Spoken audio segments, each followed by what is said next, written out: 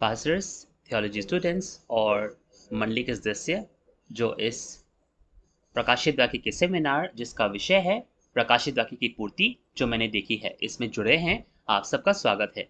मेरा नाम मिनथे होंग है और आज मैं आपका होस्ट रहूंगा। पिछले 10 महीने से पुराने नियम और नए नियम की सामग्री और प्रकाशित वाक्य के जो भेद है उसके बारे में पूरी दुनिया को शिनचैन जी ऑनलाइन सेमिनार के माध्यम से गवाही दी गई और इस सच्ची गवाही से बहुत सारे जो कोरिया में पास्टर्स हैं और विश्वासी हैं उनको खुशी मिली और उनके लिए वो ऐसा था जैसे कि सूखे में एक बारिश की तरह। और उसके बाद पूरी दुनिया से हर तरह के लोग इस शिनचैन यीशु की कलीसिया के वचन में रुचि दिखा रहे हैं। शिनचैन यीशु की कलीसिया प्रति वर्ष बढ़ रही है और इसके अलावा वे ज़ायन मिशन सेंटर के ग्रेजुएशन सेरेमनी का भी आयोजन करते हैं जिसके माध्यम से वो पूरी दुनिया में इस वचन का प्रचार करते हैं। आज इस सेमिनार में जितने भी विश्वासी हैं उनको जो चीज़ें जाननी ज़रूरी है उसके बारे में हमें गवाही दी जाएगी। ये जो प्रकाशित वाक्य की जो गवाही है ये हमें शिनचैन यीशु की कलीसिया के जो अध्यक्ष है ली मान ही वो हमें देंगे जो कि यीशु के गवाह के रूप में आज प्रस्तुत होंगे। तो चलिए शुरू करने से पहले प्रार्थना करते हैं। हे पवित्र परमेश्वर पिता जो जीवन के सोता है और सभी आशीषों के सोता है, हम तेरा धन्यवाद करते हैं कि तूने हमें ये सेमिनार जो कि प्रकाशित वाक्य की पूर्ति जो मैंने देखी है, जो अध्यक्ष हैं जो वाचा के पादरी हैं जिन्होंने ये सारी प्रकाशित वाक्य की चीज़ें देखी और सुनी है उसके माध्यम से हमें मिलने पाता है।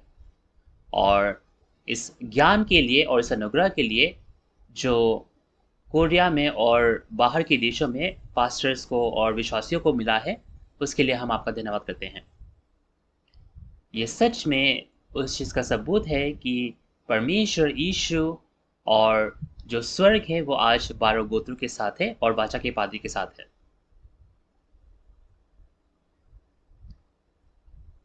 आज का जो सेमिनार है वो भी हम सभी विश्वासों के लिए एक आशा का वचन हो जिससे हमारी जो आशा है उद्देश्य है स्वर्ग का राज्य वो और भी मजबूत होने पाए। इस समय पर उन सभी के जो दिल है उन पर तू शासन कर ताकि इस वचन से हम सबको अनुग्रह मिले। ये सारी विनती हम यीशु मसीह के नाम से मांगते हैं, आमीन। तो सभी लोग आप क्या सोचते हैं कि आपको क्यों लगता है कि केवल शिनचैन ही आज प्रकाशित वाक्य के भविष्यवाणी और पूर्ति के बारे में बिना बढ़ाए और घटाए गवाही दे सकता है? इससे पहले आज तक किसी ने इस तरह की गवाही नहीं दी है। यह इसलिए है क्योंकि अध्यक्ष जो कि ली मानी है जिनको यीशु ने चुना वे शिनचैन में हैं। तो आज अध्यक्ष ली परमेश्वर के वचन की गवाही देंगे जिन्होंने जो खुली पुस्तक है जो स्वर्गदूत से आई थी, जो प्रकाशित वाक्य 10 में स्वर्गदूत से खुली पुस्तक आई थी उसके सभी चीज़ों को देखा और सुना है और उनके बारे में वो गवाही देते हैं। और प्रकाशित वाक्य कैसे पूरा होता है वो सारी चीज़ें उन्होंने व्यक्तिगत रूप में देखी हैं और वे दूत हैं जिनको यीशु मसीह ने सभी कलीसियाओं के लिए गवाही देने के लिए भेजा। इसीलिए आज जो गवाही आप सुनते हैं वो किसी व्यक्ति की कहानी नहीं है, लेकिन ये गवाही है जो बाइबल में परमेश्वर द्वारा दर्ज की गई है। तो हम विनती करते हैं कि आप जब इस वचन को सुने तो आप अपने दिलों के द्वार को खोलें और हम इस सच्चाई से परमेश्वर यीशु और वचन में हम एक होने पाए। तो चलिए अब हम अध्यक्ष ली का स्वागत करते हैं। तो चलिए हम तालियों के साथ उनका स्वागत करें।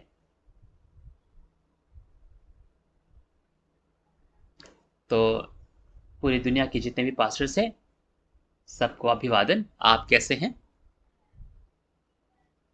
मेरा नाम ली मान ही है और मैं शिनचैन यीशु की कलीसिया से हूँ। तो आज मैं आप सभी पास्टर्स के सामने यहाँ प्रस्तुत हूँ, ताकि मैं अपने कर्तव्य को, जो मेरा नियुक्त कर्तव्य है, उसे मैं पूरा कर पाऊँ। मैं आशा करता हूँ आप इसे समझ पाएंगे।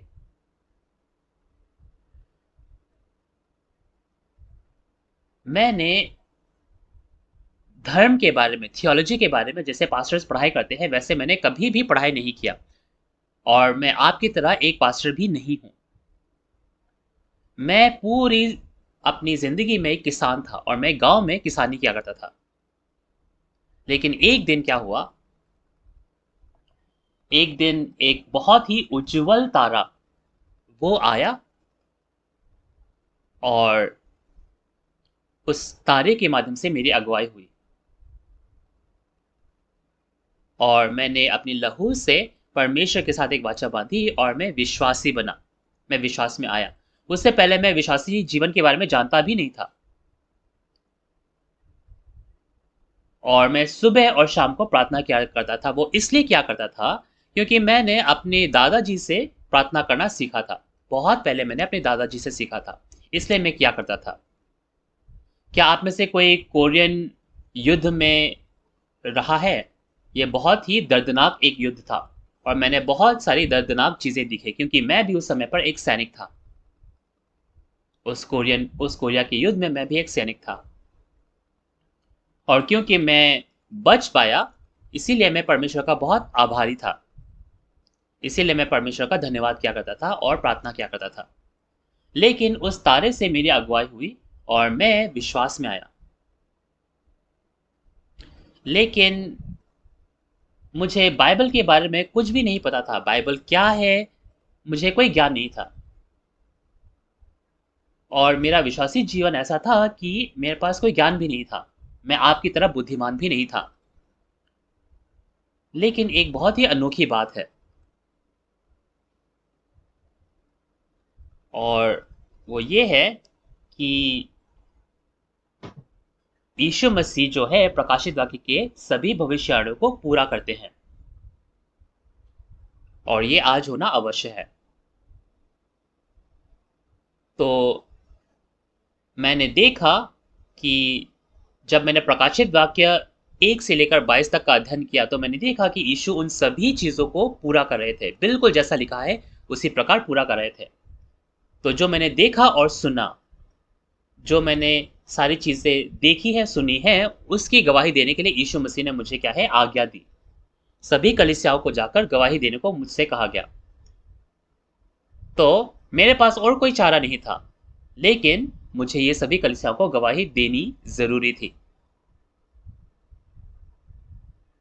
तो मुझे समझ आया कि ये वो कार्य है जो मुझे करने की ज़रूरत है। तो इसीलिए आज मैं उन सभी चीज़ों को जो मैंने देखा और सुना है, उसकी मैं गवाही देना चाहता हूँ। तो जैसा कि हम सब ने बाइबल में देखा है कि परमेश्वर ने हर युग में हर युग में जब भी अपने लोगों के साथ वाचा बनाया, तो एक चरवाहे को नियुक्त किया।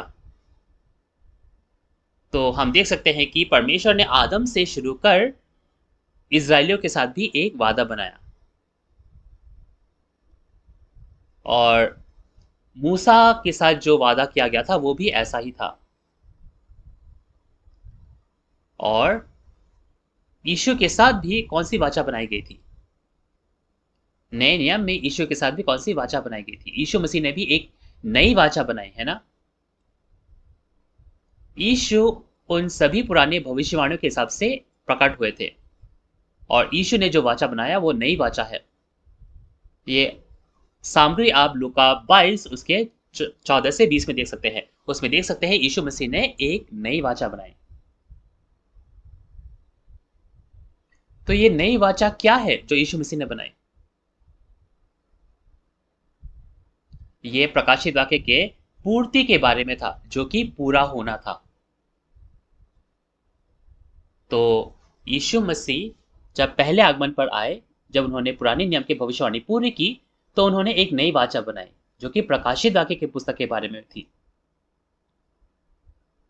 तो यीशु मसीह ने प्रकाशित वाक्य की पुस्तक की भविष्यवाणी की, और यीशु मसीह दूसरे आगमन पर इसे पूरा भी करते हैं।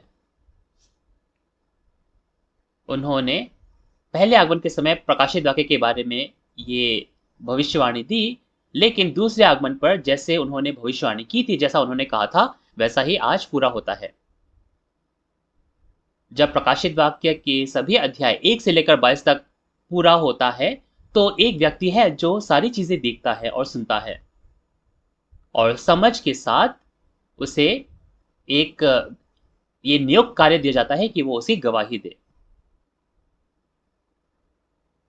तो मैं अगर धार्मिक दृष्टिकोण से देखूं, तो मैं कुछ भी नहीं हूं, मैं कोई भी नहीं हूं, लेकिन अपने नियुक्त कार्य को पूरा करने के लिए मैं आज पूरी दुनिया को गवाही देना चाहता हूं कि मैंने क्या देखा और क्या सुना। तो मैं आशा करूंगा कि आप लोग सुनने पाए। यानी कि मैं अपने हिसाब से कोई कहानी नहीं बना रहा। जो मैंने देखी और सुने हैं, मैं केवल उन चीजों के बारे में गवाही देता हूं। यह प्रकाशित वाक्य की पुस्तक, ये भविष्यवाणी की पुस्तक है, और भविष्यवाणियां वो चीज है जो पूरा होने से पहले बताई जाती हैं। भविष्यवाणी की पुस्तक आगे की चीजों के बारे में बताता है, लेकिन आज मैं आपको केवल भविष्यवाणी के इन वचनों के बारे में नहीं, लेकिन पूर्ति के जो वचन है उसके बारे में मैं बताना चाहता हूं। क्यों? क्योंकि मैंने देखी है सारी चीजें। स्वर्ग में या पृथ्वी पर कोई नहीं था जो इस प्रकाशित वाक्य की पुस्तक के बारे में जानता था। ऐसा क्यों है? आप देख सकते हैं, प्रकाशित वाक्य की पुस्तक परमेश्वर ने लिखी और परमेश्वर ने इसे दर्ज किया, है ना। उन्होंने इसे 7 मोहर से बंद किया, और ये परमेश्वर के दाहिने हाथ में था। तो कौन था जो जान सकता था? चाहे वो आकाश में हो, चाहे वो आकाश के नीचे हो, कोई भी नहीं था जो इस पुस्तक को खोल सकता था या उसके अंदर देख सकता था। तो परमेश्वर के दाहिने हाथ में ये पुस्तक थी, और ये परमेश्वर के हाथ में 2000 साल तक थी। लेकिन अब क्योंकि नियुक्त समय आ गया है, वो उचित समय आ गया है, तो प्रकाशित वाक्य 5 में आप देख सकते हैं, परमेश्वर ने अपने पुत्र यीशु मसीह को यह पुस्तक दी। यीशु मसीह ने इस पुस्तक को ली, और उन्होंने इस पुस्तक के जो 7 मोहरें हैं, उन्होंने प्रकाशित वाक्य 6 से खोलनी शुरू की। जो वचन में आज मैं आपको बता रहा हूं, मैं आपसे विनती करता हूं, आप प्रकाशित वाक्य की पुस्तक को खोल कर देखें कि यह सही है कि नहीं, क्या यह सच्ची गवाही है कि नहीं। अगर आप प्रकाशित वाक्य में देखेंगे तो अच्छा रहेगा। तो अगर आप प्रकाशित वाक्य में देखेंगे, प्रकाशित वाक्य 1 से लेकर 2, प्रकाशित वाक्य 1 से लेकर 22 तक, तो आप देखेंगे प्रकाशित वाक्य 22 के 8 में यह लिखा है कि मैं वो यूहन्ना हूं जिसने ये सारी चीजें देखी और सुनी है। तो यीशु मसीह जो भी पूरा करते थे, वो मैं निरंतर रूप में देख रहा था। अगर मैंने ये सारी चीजें नहीं देखी है तो मैं झूठा ठहरूंगा, है ना। लेकिन मैं झूठ नहीं बोल रहा, मैंने एक एक करके प्रकाशित वाक्य 22 तक की सारी चीजें देखी है। और क्योंकि मैंने सारी चीजें देखी हैं, आप प्रकाशित वाक्य 22 के 16 में देख सकते हैं, क्या यीशु मसीह ने नहीं कहा कि सभी कलीसियाओं को जाकर उन सभी चीजों की गवाही दो जो तुमने देखी और सुनी है। तो ये मेरा कर्तव्य है, मेरा ये नियुक्त कर्तव्य है कि मैं कलीसियाओं को जाकर जो मैंने देखा सुना है उसकी गवाही दूं। तो अगर किसी ने कुछ नहीं देखा है, ना कुछ सुना है, तो क्या है, वो अपने हिसाब से कुछ भी गवाही देंगे। लेकिन मैं उन चीजों के बारे में गवाही देना चाहता हूं जो मैंने देखा और सुना है। सभी पास्टर्स, मैं आपसे विनम्र आपसे विनती करता हूं कि मैं आपसे केवल उन्हीं चीजों के बारे में बोल रहा हूं जो मैंने देखा और सुना है। तो मैं आपसे विनती करता हूं, आप बाइबल में देखें और इसकी पुष्टि करें। आप खुद इसे देखें, आप खुद इसकी पुष्टि करें। कृपया आप इसकी पुष्टि करें।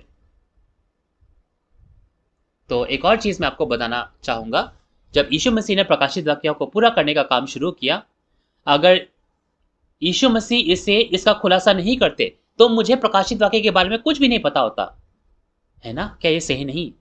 मुझे भी कुछ नहीं पता होता।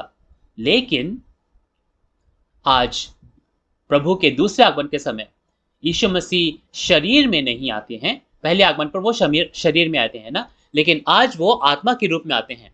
आप प्रकाशित वाक्य 1:17 से 20 में देखो, तो आप देख सकते हैं कि यीशु का जो रूप था वो आत्मिक रूप था, ना कि शारीरिक रूप। तो यीशु मसीह अपने साथ वो उनके साथ वो 7 तारे थे और यीशु मसीह उन 7 दूतों के माध्यम से कार्य करते थे। वो प्रकाशित वाक्य के 7 दूत आप देख सकते हैं प्रकाशित वाक्य 2 और 3 में। लेकिन उन 7 दूतों ने क्या किया, आप प्रकाशित वाक्य 2 और 3 में स्पष्ट रूप से देख सकते हैं। यीशु के उद्देश्य और इच्छा के खिलाफ उन्होंने पाप किया। उन 7 दूतों ने पाप किया और शैतान के जो चरवाहे थे, जिनको निकोलियों कहा गया है, उन्होंने उस 7 तंबू के जो मंदिर है उसमें प्रवेश किया और उन 7 दूतों को भरमाया और उन्हें पाप करवाया, है ना? तो ये जो 7 दूत है इनको एहसास नहीं हुआ था कि वो पाप कर रहे हैं, इसीलिए वो पाप करते रहे।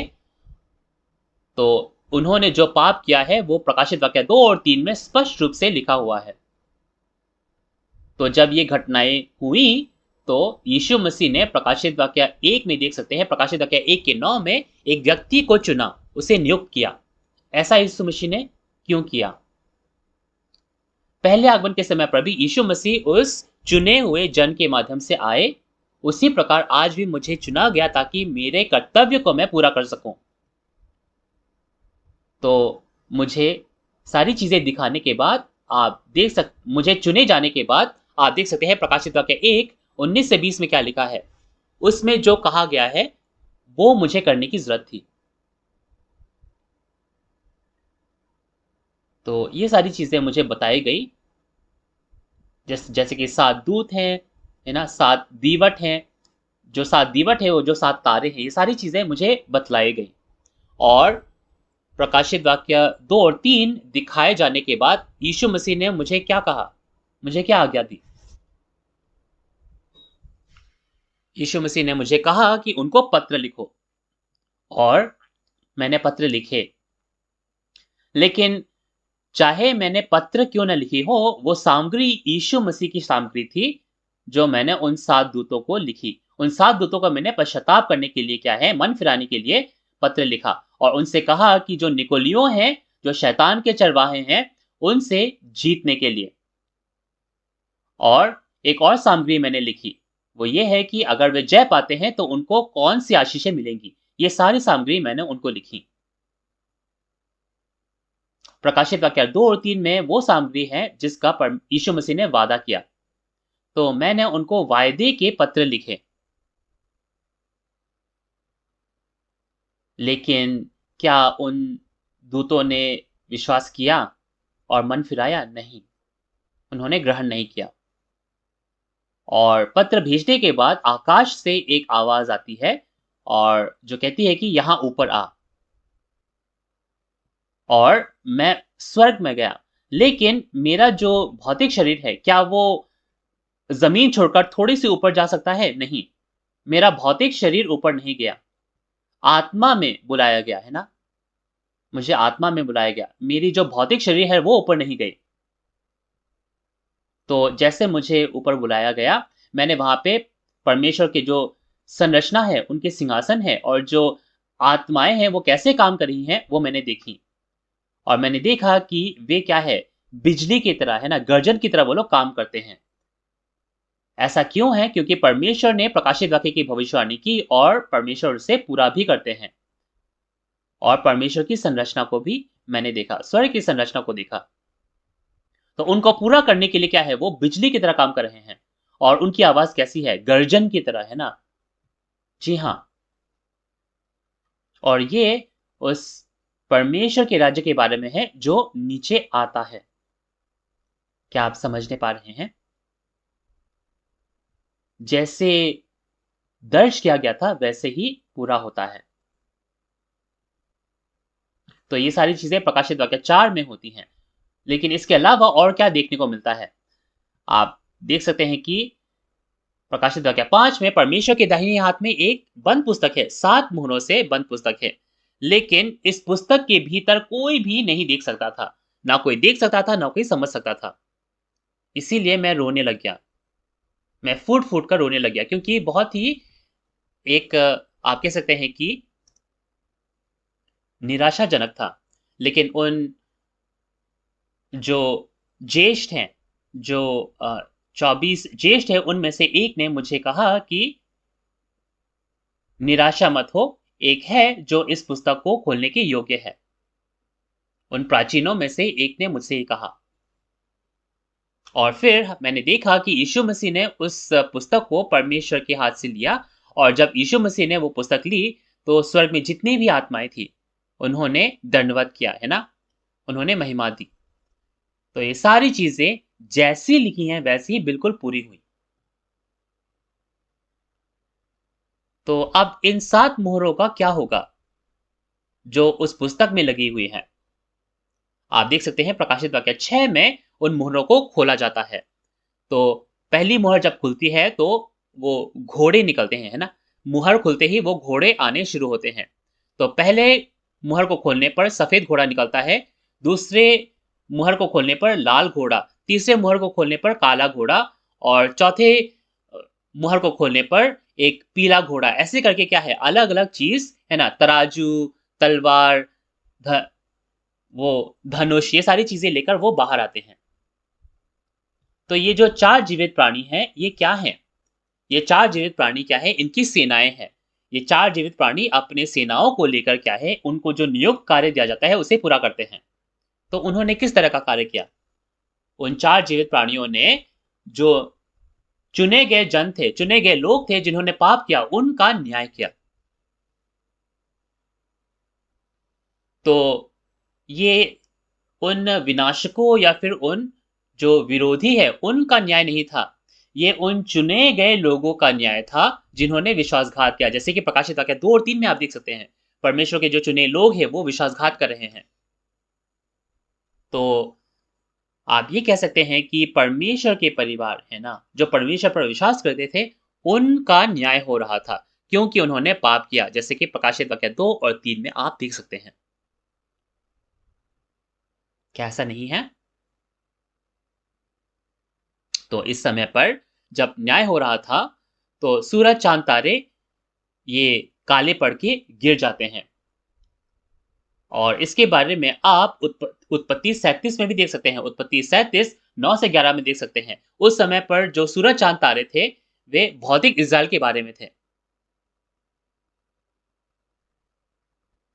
तो उसी प्रकार प्रकाशित वाक्य में जो सूरज, चांद, तारे हैं, वे परमेश्वर के लोगों के बारे में हैं। परमेश्वर के चुने गए लोग, वे लोग जिनके बारे में प्रकाशित वाक्य 2 और 3 में दर्ज किया गया है। क्योंकि वो पहले आकाश या फिर ये वे पहले स्वर्ग से संबंधित थे, लेकिन उन्होंने पाप किया और फिर उनका न्याय हो जाता है। और क्योंकि उनका न्याय हुआ, वे स्वर्ग से गिर जाते हैं और वे अंधेरे पड़ जाते हैं, काले पड़ जाते हैं और गिर जाते हैं। इसीलिए यीशु मसीह ने 4 जीवित प्राणियों का इस्तेमाल किया, और जिन्होंने पाप किया, प्रकाशित वाक्य 2 और 3 में पाप किया, उनका न्याय किया। उन 4 जीवित प्राणियों को किन्होंने नियुक्त किया? यीशु ने नियुक्त किया।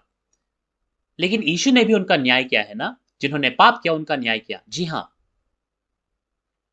तो ये अब तक हमने प्रकाशित वाक्य 6 तक की सामग्री हमने देखी। तो परमेश्वर की नजरों से आप सोचिए, आप सूरज, चांद, तारे काले पड़ के गिर गए हैं, अब कुछ भी नहीं रहा, है ना? क्या है, वो गायब हो गए। तो उसके बाद क्या होना जरूरी है? उसके बाद कटनी होनी जरूरी है। किनकी कटनी होती है? कहां होती है?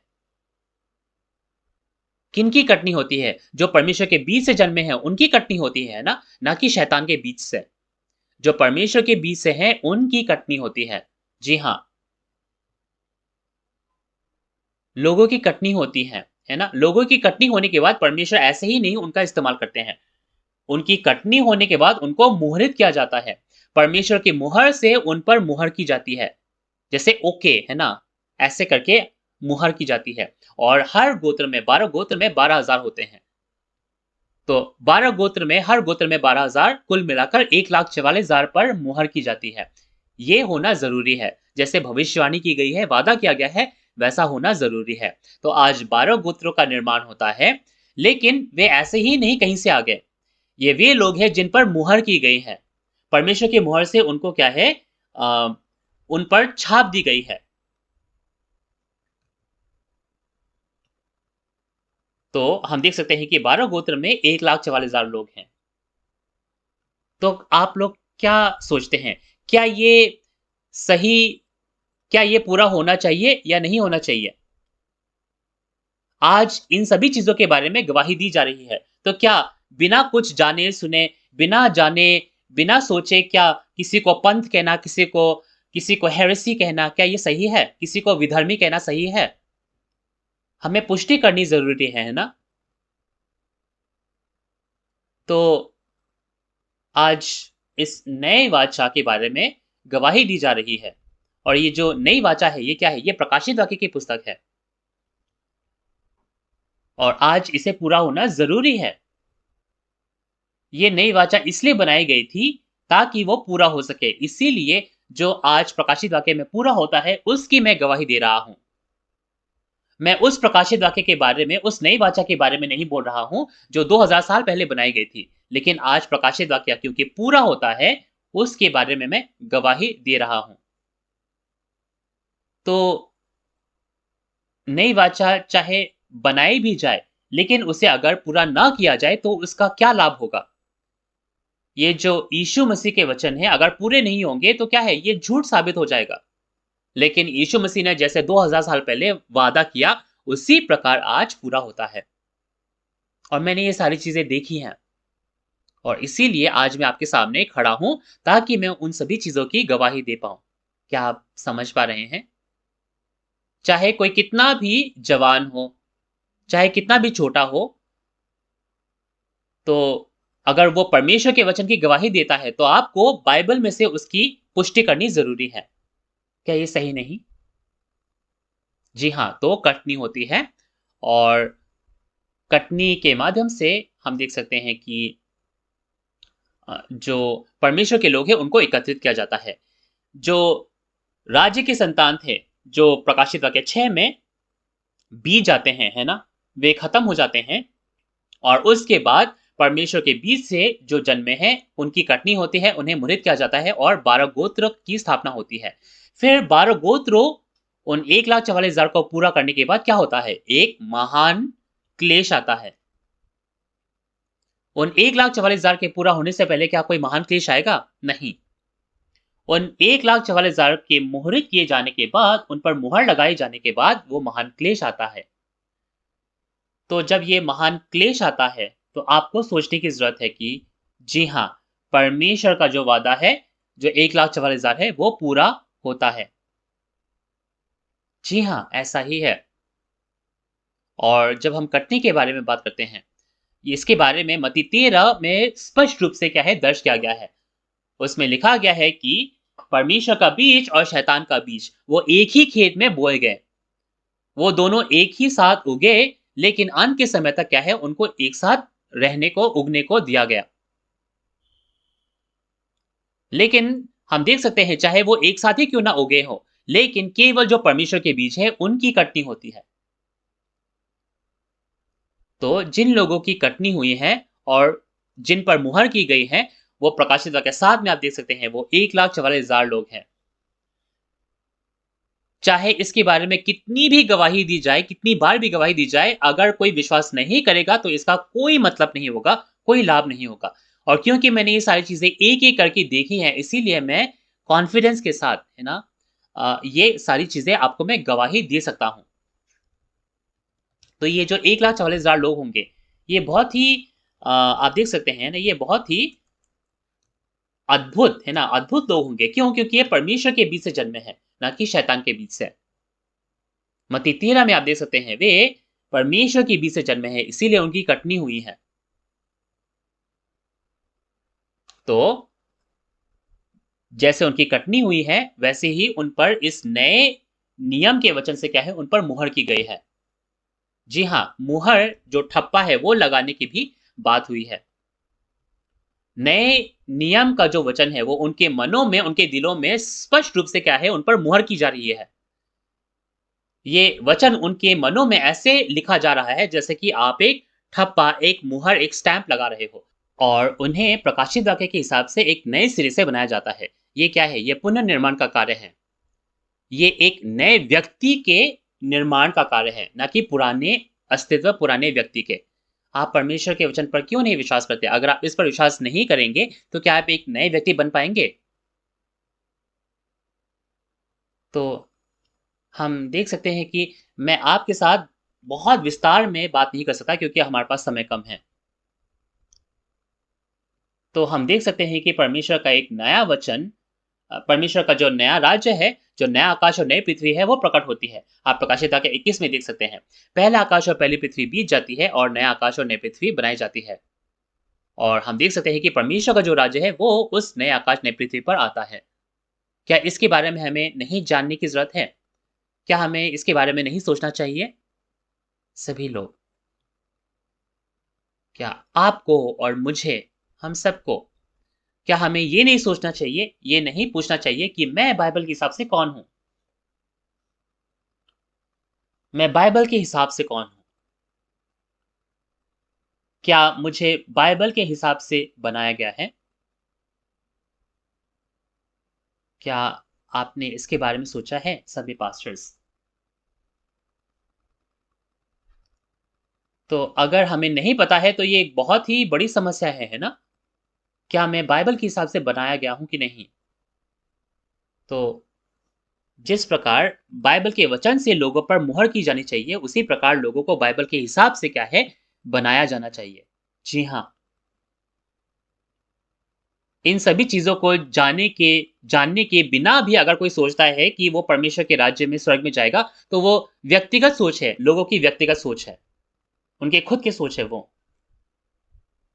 इसीलिए जो लोग बाइबल के हिसाब से बनाए गए हैं और जिन पर मुहर की गई है, इसीलिए कहा जाता है कि वे लोग 1,44,000 मोहरित लोग हैं। तो इन चीज़ों के बाद क्या होता है फिर? एक महान क्लेश आता है। कितना बड़ा क्लेश आता है? ये बहुत बड़ा होगा, इसीलिए इसे बड़ा क्लेश कहा गया है ना? आप देख सकते हैं कि ये जो कोरोना वायरस है, ये केवल एक देश में नहीं है, ये कुछ लोगों के बीच में नहीं है, ये पूरे विश्व में फैला हुआ है और पूरे विश्व को, पूरा विश्व इससे क्या है, अ, उससे क्या है, प्रभावित हुआ है। तो इससे बड़ा और क्लेश क्या हो सकता है? तो हम देख सकते हैं कि एक महान क्लेश होता है, और जब इस महान क्लेश में जो लोग समझने पाते हैं और परमेश्वर के पास वापस आने पाते हैं, वे लोग उस महान भीड़ के रूप में परमेश्वर के सामने आ सकते हैं।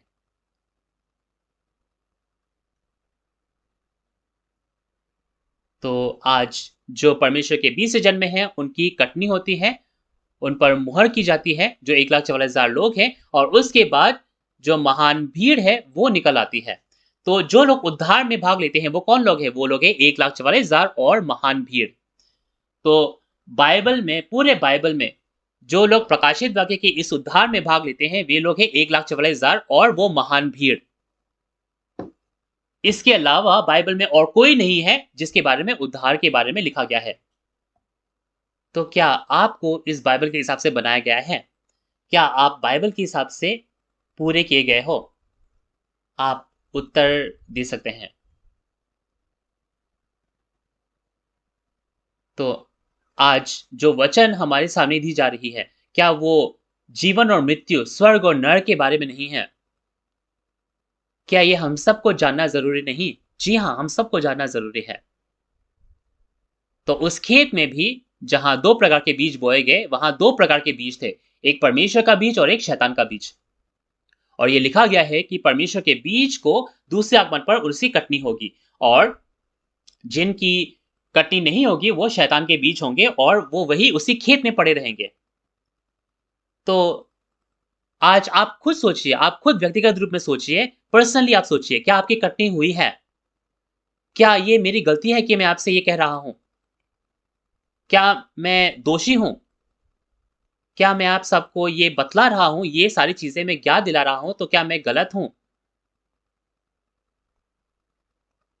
इसीलिए मैं ये नहीं कह रहा हूं कि आप मुझे ऑटोमेटिकली, आप मुझे क्या है, बिलीव कर लो या विश्वास कर लो। मैं आपसे विनती कर रहा हूँ कि क्या है, आप इसे देखो, आप इसकी इसकी पुष्टि करो।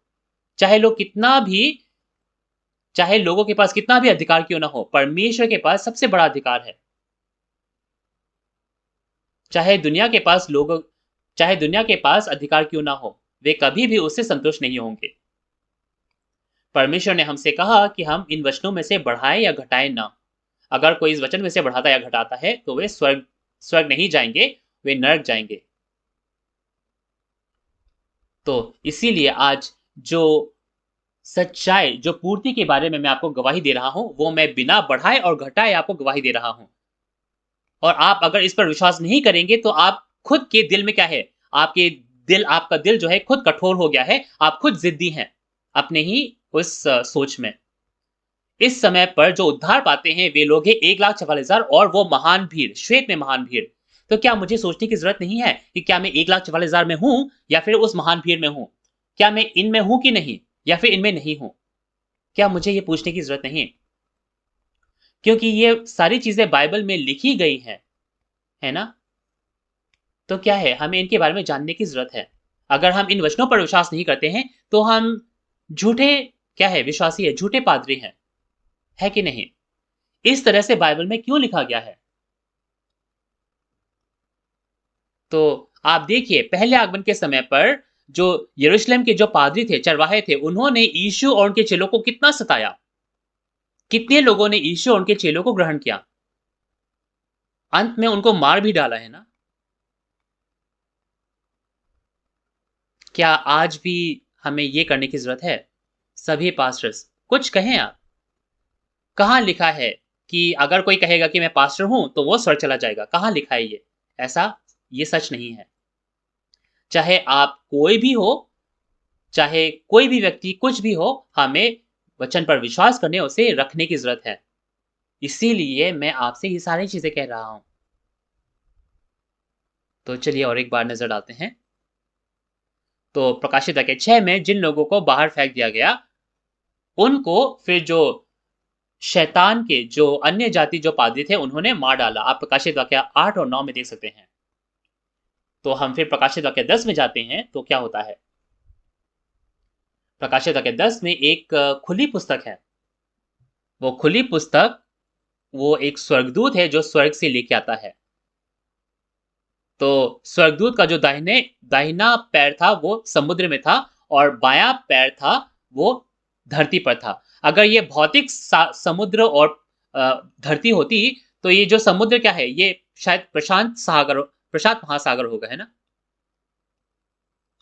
ये भौतिक उस समुद्र या धरती के बारे में नहीं है।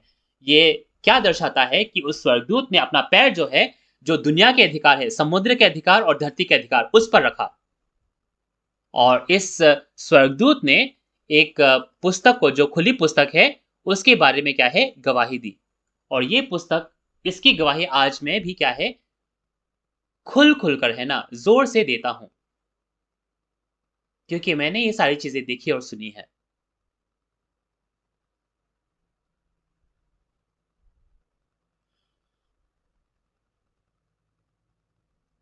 तो इस स्वर्गदूत ने क्या है, ये खुली पुस्तक को उस व्यक्ति को खिलाया।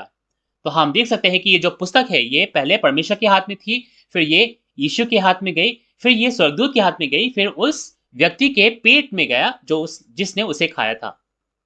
तो ये प्रकाशित वाक्य की पुस्तक जो है वो मैंने खाई और वो मेरे पेट में है। इसीलिए आज मैं जो वचन देता हूं, जो मैं गवाही दे रहा हूं, वो इस पुस्तक की गवाही है। तो फिर स्वर्गदूत ने क्या कहा? प्रकाशित वाक्य 10 के 11 में देखिए कि तुम्हें बहुत सारे लोगों, भाषाओं, जातियों और कुलों को फिर से भविष्यवाणी करनी होगी। तो क्या इन सभी कुलों, भाषाओं, राजाओं और देशों को दोबारा से इसकी गवाही नहीं जाननी चाहिए? तो सभी पास्टर्स, केवल आप अगर सेमिनार में जाएंगे, यहां वहां से कुछ सीखेंगे, क्या उसी से ही सब कुछ खत्म हो जाएगा? बाइबल में लिखा हुआ है कि जिसको ये खुली पुस्तक मिलती है, उससे लोगों को क्या है, ये गवाही दोबारा पानी जरूरी है।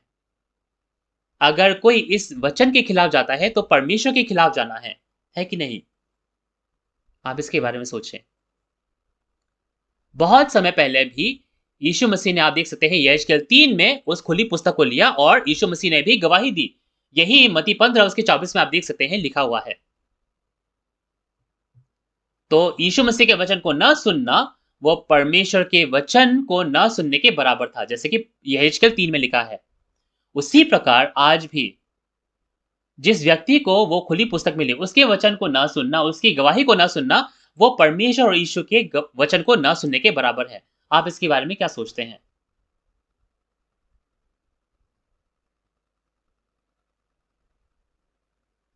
तो इसी प्रकार मैं आज एक ही सामग्री के बारे में गवाही देता आया हूं। तो हम देख सकते हैं कि जो खुली पुस्तक है वो खाने के बाद क्या है, मुझे एक सरकंडा दिया गया। सरकंडा से मुझे क्या कहा गया कि तुम वहां पे जो मंदिर है उसके जो विश्वासी है उनको नापो। तो ये कोई भौतिक चीज नापने के लिए नहीं, ये लोगों के विश्वास को नापने के लिए एक सरकंडा दिया गया। ये दुनिया के जो इमारतें हैं या फिर जो बिल्डिंग्स हैं उनको नापने के लिए नहीं, लोगों के विश्वास को नापने के लिए वो सरकंडा दिया गया। तो ये सारी चीजें आज पूरी होती हैं, है ना? और आज मैं इसकी गवाही देता हूं। तो आज मैं जब इन सब चीजों के बारे में गवाही देता हूं, तो उस समय पर जब मैंने ये सारे कार्य किए, तो उस समय पर जो बहुत बड़े चर्चेस के जो पास्टर्स थे जिनके पास बहुत अधिकार था, उन्होंने क्या है, मुझे मार भी डालना चाहा। उन्होंने उन्होंने मेरा बहुत विरोध किया। उन्होंने बहुत कुछ किया मेरे साथ। अपना अधिकार का, दुनिया का अधिकार इस्तेमाल कर मुझे क्या है, उन्होंने मार भी डालना चाहा और मुझसे कहा कि तुम माफी मांगो। ऐसे करके भी मुझे कहा। तो क्या उस समय पर मुझे उनकी उनकी सुननी चाहिए थी कि मुझे परमेश्वर का कार्य करना चाहिए था? चाहे मैं मर भी जाता तब भी मैं परमेश्वर के वचन को, परमेश्वर की आज्ञा को कैसे ठुकरा सकता था? उस समय क्या आप अखबार को देखिए, ये सारी चीजें लिखी हुई हैं। क्या मैं झूठ बोल रहा हूं? उन्होंने ऐसे कार्य किए। उस समय पर अपनी दुनिया का अधिकार का इस्तेमाल कर उन्होंने ऐसे कार्य किए। लेकिन उसका क्या परिणाम हुआ? परमेश्वर ने उन सब पर न्याय किया। कुछ लोग रेलगाड़ी से मर गए, किसी को चाकू मारकर, किसी की बिजली से क्या है, सभी लोग क्या है, उनका देहांत हो गया। उन्होंने क्या है, ये दावा किया कि परमेश्वर का वचन उनके पास है, दुनिया का अधिकार उनके पास है, और उन्होंने क्या है, मार भी डालना चाहा। ये सारे चीजें हुई। और प्रकाशित वाक्य 6 में आप देख सकते हैं कि एक-एक करके सारी मुहर खोली गई थी। और प्रकाशित वाक्य 9 में क्या हुआ? प्रकाशित वाक्य 9 में 6 जो तुरही है वो भी फूकी गई। और इसके अलावा आप प्रकाशित वाक्य 11 के 15 में देखिए, तो उसमें क्या लिखा है कि आखिरी तुरही फूकी जाएगी।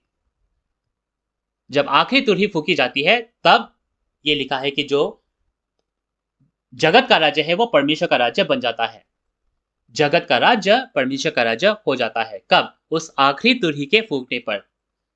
तो ये जो आखिरी तुरही है, ये क्या है? जैसे कि पहले कुरिन्थियों 15 उसमें आप देख सकते हैं, उसके 51 से 52 में पौलुस ने क्या कहा? पौलुस ने कहा कि सुनो, मैं तुम्हें एक भेद की बात बताता हूं। और पौलुस ने उस भेद के बारे में बताया। उसने कहा कि आखिरी तुरही फूकने पर जो जो नाशवान है वो अविनाशी को पहन लेगा, जो मरणहार है वो अमरता को पहन लेगा, और हम सब लोग बदल जाएंगे और मृत्यु को निगल लिया जाएगा, है ना? मृत्यु को निगल लिया जाएगा, ये कहा गया है। मृत्यु को निगल लिया जाना, ये आखिरी तुरही की शक्ति है। जगत का राजा परमेश्वर का राजा हो जाएगा। और पौलुस ने यहां तक भी भविष्यवाणी की। क्या ये परमेश्वर का एक बहुत अद्भुत जय का कार्य नहीं? ये वो समय है कि हम जगत के राज्य को परमेश्वर के राज्य में बदलें। ये वो समय है। मैं आशा करता हूं कि आप लोग प्रकाशित वाक्य के जो परिणाम है उसको जानते होंगे।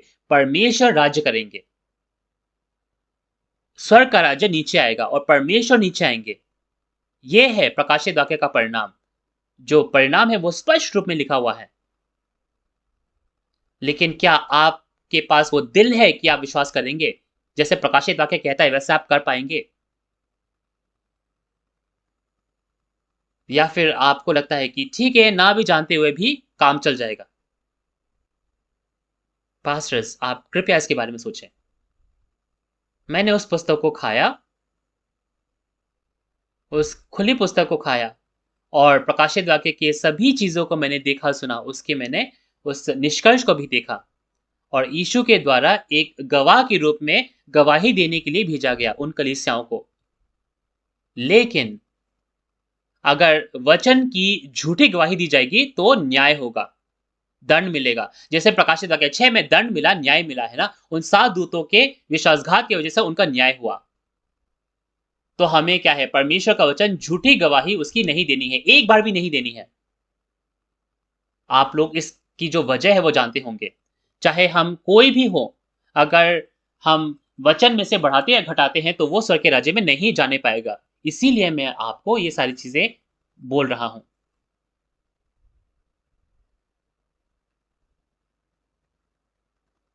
तो अगर हम सिर्फ कहेंगे कि विश्वास कर लो और एक कलीसिया का हम क्या है, एक व्यवसाय के रूप में, एक जॉब के रूप में हम काम करेंगे, केवल अपने रोजी रोटी के लिए हम कार्य करेंगे, वो पास्टर का जो कार्य है केवल रोजी रोटी के लिए करेंगे, तो परमेश्वर उनका न्याय करेंगे।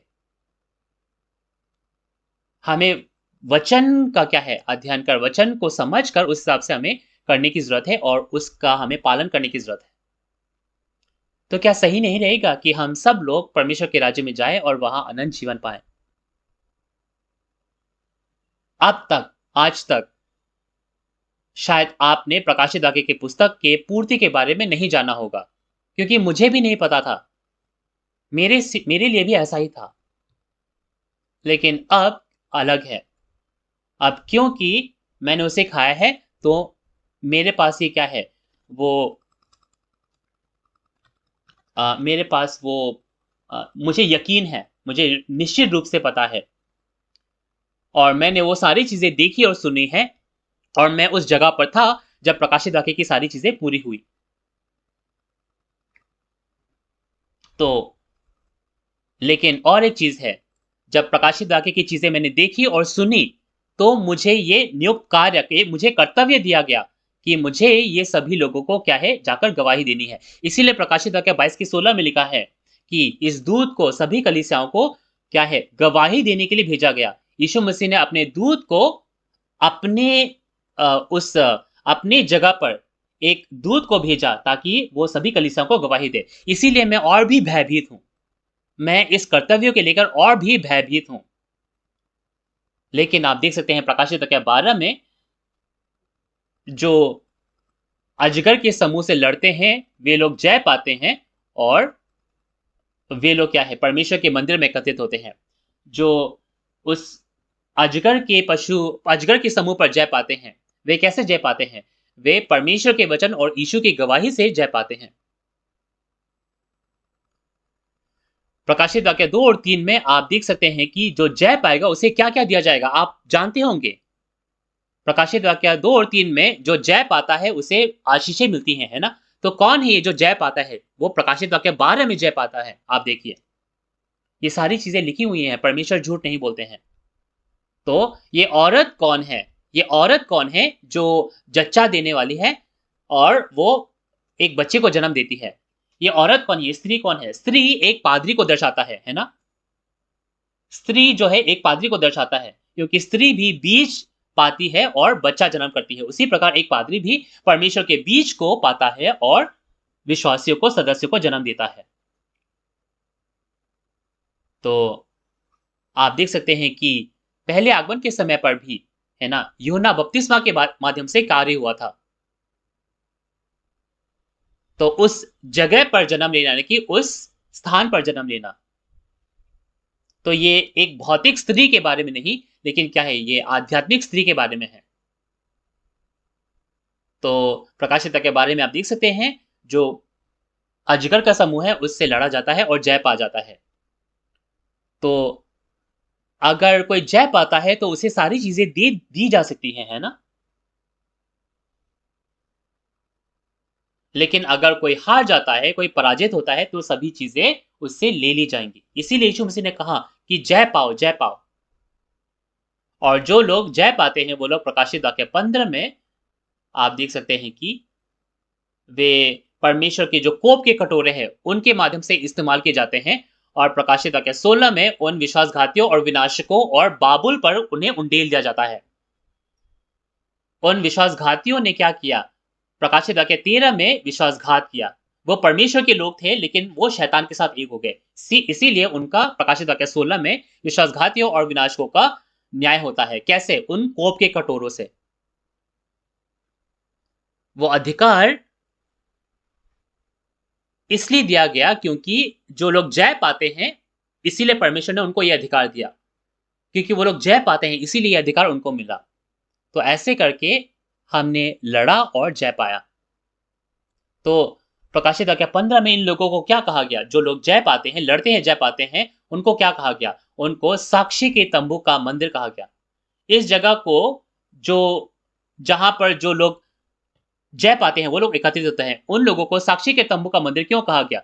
क्योंकि उन्होंने पूर्ति के जगह पर प्रकाशित वाक्य के सभी घटनाओं को देखा है, इसीलिए साक्षी के तंबू का मंदिर कहा गया है। प्रकाशित वाक्य 13 में जो घटनाएं हुई हैं, वो भी देखी उन्होंने। जो परमेश्वर के लोग थे, उन्होंने शैतान की छाप को ग्रहण किया। तो ये सारी चीजें क्या है, उन्होंने देखी है और उसकी गवाही दे सकते हैं। वे उनके साक्षी हैं। इसीलिए कहा जाता है साक्षी के तंबू का मंदिर। तो अगर आपसे पूछा जाए, ये जो एग्जाम पूछा जाए, प्रकाशित वाक्य 15 के 5 में जो साक्षी के तंबू का मंदिर है, वो कब प्रकट हुआ? आपसे अगर एक एग्जाम में पूछा जाए, तो कैसे आप आंसर देंगे? आप उसका उत्तर कैसे देंगे? आप सोच सकते हैं इसके बारे में। एक जय पाने वाला होना चाहिए, है ना? तभी तो ये साक्षी के तंबू का मंदिर प्रकट हो पाएगा। और बाकी होने चाहिए जो उस जय पाने वाले के साथ होते हैं, तभी तो ये साक्षी के तंबू का मंदिर प्रकट होगा। और लिखा गया है कि सभी जातियां आकर वहां दंडवत करेंगी। इस साक्षी के तंबू के मंदिर में सभी जातियां आकर दंडवत करेंगी, ये भी लिखा हुआ है। तो सभी विश्वासियों को क्या है, सुनने की जरूरत है। क्या हमें पता नहीं होना चाहिए कि हमें कहां जाकर दंडवत करना है परमेश्वर को? जहां परमेश्वर होंगे वहां हमें जाना चाहिए, है ना? उसे साक्षी के तंबू का मंदिर कहा गया है। ये वो जगह है जहां प्रकाशित वाक्य की सभी घटनाएं पूरी होती है। ये वो जगह है जहां वो जय पाता है, वो प्रकट होता है। ये साक्षी का तंबू का मंदिर क्यों है? क्योंकि ये वो जगह है जहां पे वे लोग एकत्रित होते हैं जिन्होंने शैतान से, उस अजगर के समूह से लड़ा और जय पाया। क्योंकि वे लोग प्रकाशित वाक्य के पूर्ति को जानते हैं। उनके ही माध्यम से लोग प्रकाशित वाक्य के सभी घटनाओं के बारे में और उनकी पूर्ति के बारे में जान सकते हैं। जी हाँ, तो मैंने क्या कहा अभी? मैं आज प्रकाशित वाक्य के सभी घटनाओं और उनकी पूर्ति के बारे में जानता हूं। मैं जानता हूं। सभी लोग। क्या आप लोग सच में पूरी तरह से परमेश्वर के सभी वचन को जानने की आपको इच्छा नहीं है? कि हम स्वर्ग जा सके, हम स्वर्गलोक जा सके। केवल हम क्या है, होठों से परमेश्वर परमेश्वर प्रभु प्रभु ना कहें। केवल हम अपने ही सोच में ना पड़े, लेकिन हम ऐसे विश्वासी बने जिसको परमेश्वर और स्वर्ग स्वीकार कर सके। तो ऐसे जब मैं बात करता हूं तो मुझे बहुत निराशा होती है, मुझे बहुत दुख होता है इस प्रकार बात करने पर। तो ये जो 1,44,000 है जो सिय्योन पर्वत पर हैं, और जो 1,44,000 है जो प्रकाशित वाक्य 14 में है, जो प्रकाशित वाक्य 7 में है, वो एक ही लोग हैं। और ये लिखा गया है कि जो 1,44,000 है, केवल वे एक नया गीत गा सकते हैं। ये कौन सा गीत होगा? ये प्रकाशित वाक्य का गीत है। ये प्रकाशित वाक्य के प्रचार का गीत है। ये बहुत ही एक क्या है, अद्भुत एक गीत है।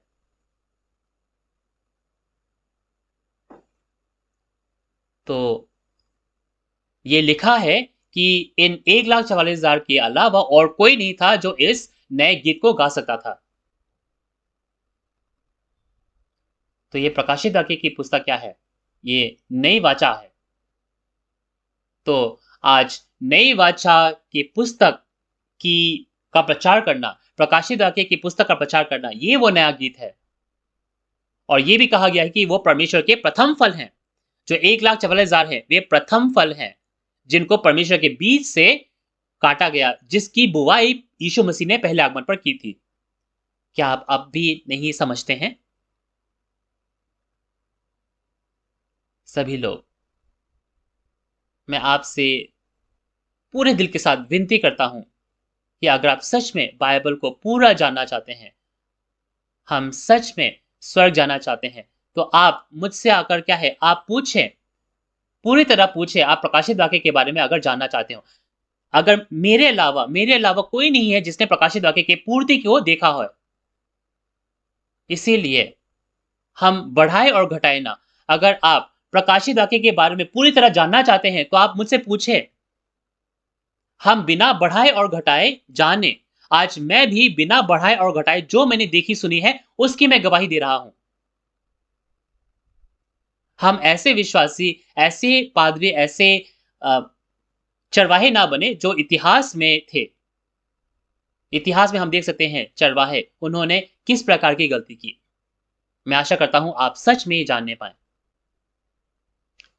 मैं उन चीजों के बारे में गवाही देता हूं जो मैंने देखी और सुनी है, और मैं ये इसलिए कर रहा हूं कि मैं अपने कर्तव्य को पूरा कर सकूं, चाहे वो आपको अच्छा लगे या ना लगे। आपको क्या लगता है कि मुझे पता है या नहीं?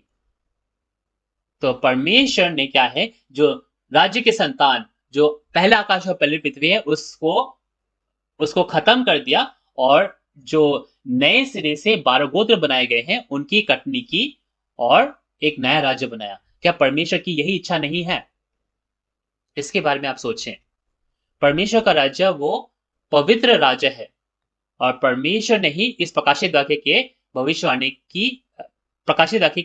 की है। तो परमेश्वर अपने वचन के हिसाब से कहां आएंगे? उन 12 गोत्रों के अलावा कहां आएंगे?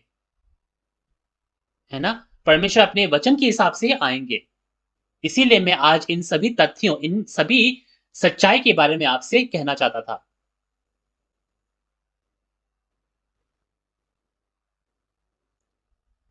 तो इस समय पर मैं आपसे जब बात कर सकता हूं, है ना? जब मैं आपसे बात कर सकता हूं, तो मुझे लगा कि मुझे क्या है, गवाही देनी जरूरी है। आज क्योंकि ये समय है हमारे पास, इसीलिए मैंने गवाही दी है। मैंने अगर कुछ भी गलत कहा है, तो मुझे बाइबल में से आप बताएं कि कहां गलत है। अगर इस प्रकाशित वाक्य में से कोई भी बढ़ाता या घटाता है, तो वो स्वर्ग के राज्य में नहीं जाने पाएंगे। ये मेरे वचन नहीं है, ये परमेश्वर के वचन है। एक व्यक्ति भी नहीं है जिसने प्रकाशित वाक्य में बढ़ाया घटाया हो। सब ने प्रकाशित वाक्य में से बढ़ाया या घटाया है। तो अगर कोई बोलेगा कि मैंने बढ़ाया घटाया नहीं है, तो क्या है, वो झूठ बोल रहा है ना? तो इस समय पर भी क्या है, हमें मन फिराने की जरूरत है, और इस वचन से क्या है, हम नए सिरे से प्रकट होने पाए। हम इस वचन से नए सिरे से हम जन्म लेने पाए। आप शायद मुझसे नफरत कर रहे होंगे। आप शायद मुझसे क्या है, इस समय पर नफरत कर रहे होंगे, लेकिन जो मुझे बोलना था, मैंने आज बोला। हम एक दूसरे से नफरत ना करें। क्या ये नहीं लिखा है बाइबल में भी? परमेश्वर एक है, यीशु एक है, और बाइबल एक है। हम सबको भी एक होने की जरूरत है। परमेश्वर के वचन में हम सबको एक होने की जरूरत है। एक दूसरे से क्या है, एक दूसरे से हमें प्रेम करना है, मदद करने की जरूरत है। तो इस समय पर हम विभाजित ना हो, अलग अलग ना हो। यीशु मसीह ने भी हमें एक होने के लिए कहा है ना? क्या हमें यीशु मसीह के वचन नहीं रखने हैं? तो हम सब लोग एक होने पाए। We are one. बहुत बहुत धन्यवाद। तो मैं आशा करता हूं कि हम सबको इस वचन से बहुत अनुग्रह मिला होगा। तो चलिए हम अध्यक्ष का एक और बार तालियों के साथ धन्यवाद करते हैं, जिन्होंने आज ये मूल्यवान जो गवाही है और वचन है हमें दिया। तो चलिए अब हम परमेश्वर का धन्यवाद करते हुए उन्हें एक प्रार्थना जो है वो समर्पित करते हैं। हे परमेश्वर पिता, हम तेरा धन्यवाद करते हैं इस समय पर ये मूल्यवान वचन हमें देने के लिए। तेरा धन्यवाद, जिससे हम प्रकाशित वाक्य के भविष्यवाणी और पूर्ति के वचन, जो कि दुनिया में सबसे मूल्यवान वचन है, इसको हम जानने पाए हैं। और हम विश्वास करते हैं कि ये स्वर्ग के सुसमाचार है जो हम आज सुनने पाए हैं, जो आज अंत के समय पर हम सब विश्वासियों को सुनना, समझना और विश्वास करने की जरूरत है। तो जितने भी लोग आज इस सेमिनार में जुड़े हैं, उन सभी की तू अगुवाई कर, और इस वचन को पूरी तरह से जानकर हम सब लोग इस स्वर्ग के राज्य के अपने उद्देश्य को पूरा कर सके। विश्वास करते हैं कि जितने भी दुनिया में विश्वासी हैं, वो तुझ में, यीशु में, वचन में एक हैं। हम सभी को एक होने में तू मदद कर और एक आशा में हमें एकत्रित कर, और हम अपने विश्वासी जीवन को भी पूरी तरह से एक तरीके से हम जी सके। हम उत्पीड़न ना करें, एक दूसरे को ना सताएं, लेकिन प्रेम के साथ तेरे उद्देश्य को एक साथ हम पूरा कर सके। धन्यवाद के साथ ये सारी विनती हम यीशु मसीह के नाम से मांगते हैं, जो हमारे उद्धार करता है। आमीन। तो हमने प्रकाशित वाक्य के पूर्ति के जो भेद हैं, उसकी गवाही जो है अपने हमारे अध्यक्ष लीमान ही उनके माध्यम से सुना, जो कि प्रकाशित वाक्य के पूर्ति जिन्होंने देखी सुनी है उसकी गवाही देते हैं। तो आज का जो सामग्री है वो सियोन मिशन केंद्र के जो एजुकेशन है उसकी सामग्री से है, और जायन मिशन सेंटर में आप शिनचन जी के जो वचन है, सिद्धांत है, उसके आप प्राथमिक, मध्यवर्ती और उच्च स्तर, इन सभी कोर्स को आप हमारे आधिकारिक यूट्यूब चैनल के माध्यम से भी देख सकते हैं। अगर आज की सेमिनार से आपको कोई प्रश्न है या फिर आप कुछ पूछना चाहते हैं, तो इन दिए गए नंबर्स पर आप हमसे कभी भी संपर्क कर सकते हैं। आप इन 12 गोत्रों में किसी भी नंबर पर संपर्क कर सकते हैं। हम आपसे विस्तार में बात करने की कामना करते हैं।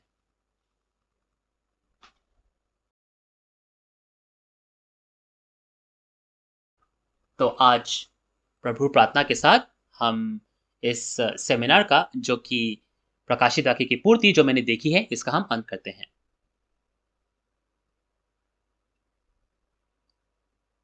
हे हमारे पिता, तू जो स्वर्ग में है, तेरा नाम पवित्र माना जाए, तेरा राज्य आए, तेरी इच्छा जैसे स्वर्ग में पूरी होती है वैसे ही पृथ्वी पर भी हो।